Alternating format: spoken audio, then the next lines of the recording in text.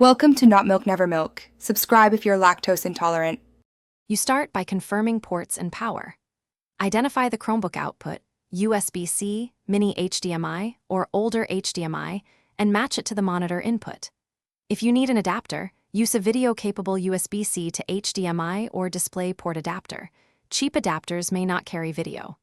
Once you have the right cable and the monitor powered on, plug in the cable firmly and switch the monitor input. Make sure the Chromebook is awake so it can detect the new display. Once the hardware is connected, you configure how the display behaves. Open Settings, go to Device then Displays. Chrome OS should show both screens.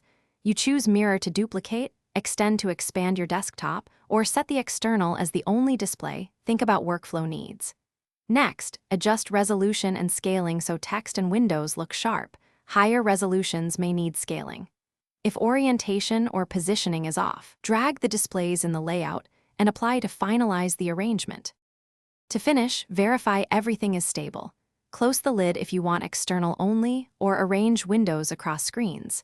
If the monitor isn't detected, first reseat cables and try a different port or cable. Restart the Chromebook and monitor. Make sure Chrome OS is updated and test the adapter or monitor with another device. A key troubleshooting tip: if video won't pass over USB-C, use a known active adapter that supports DisplayPort over USB-C and HD. Thanks for watching. If this was helpful, leave a like and consider subscribing. See you next time.